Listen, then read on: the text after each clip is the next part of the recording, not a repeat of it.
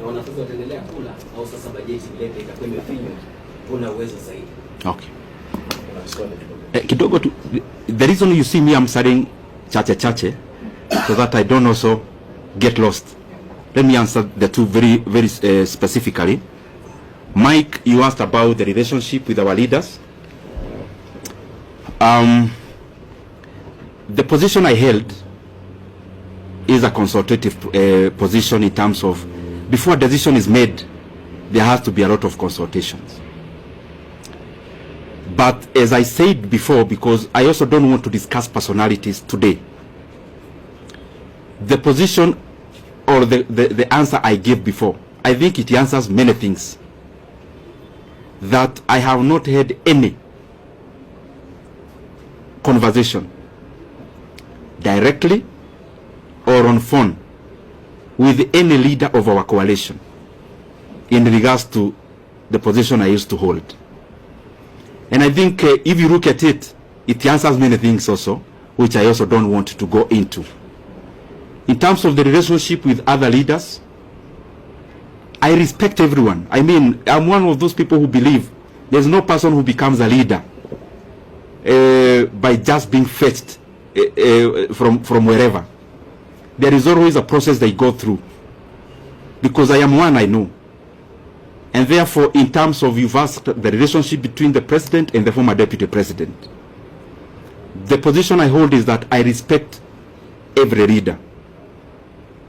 And I could have things I need to talk about. I could have reservations on decisions made, but I don't think it has been within my role to talk about those things, especially in public. The other thing in that question is that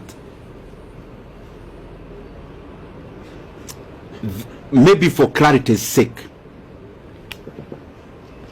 the last discussion I had with the president of the country, the last political discussion, either a chat or a discussion as it were, was before October of last year. And I would not want, and you permit me to do that, not to discuss any further about any leader, because as you're all aware, I stopped serving in my position. It's barely a week. I also need to understand many things before I talk, because I believe as a leader, I mean, I lead people. There are people who look up to us as leaders. And therefore, even when you see that I am not answering some questions, it's not because I can't answer them. I believe you have covered me previously, and you know for sure that, respectively, in this world I only fear God. So whatever I need to say, I have no reservation of saying. But also, we are given wisdom to say when to say, how to say it. And I believe we are here in Kenya. We'll keep interacting.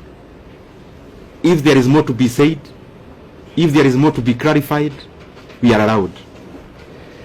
Ronnie,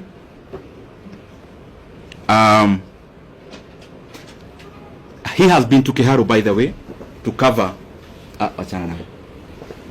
taoja hii maji ya dimu kidogo ndio mkiuliza swali kwa ikuwe sawa.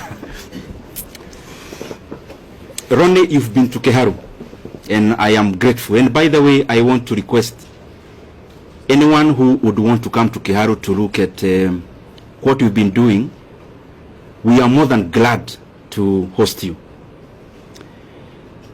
We don't do these things, especially of hosting people, because we want to blow our own trumpet.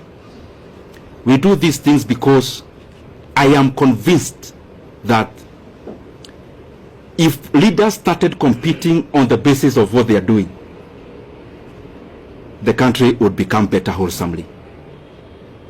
If our competition as leaders is deliverables, and we compete about who is doing what in terms of tangibles and development, is a very good discussion that you would have as MPs, for example, because we hold CDF, And that is the reason why we would be glad even to host you.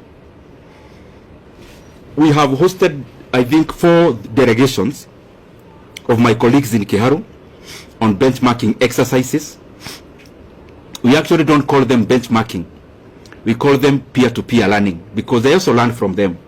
I am not a non-knowing, and I also learn from my colleagues a great deal.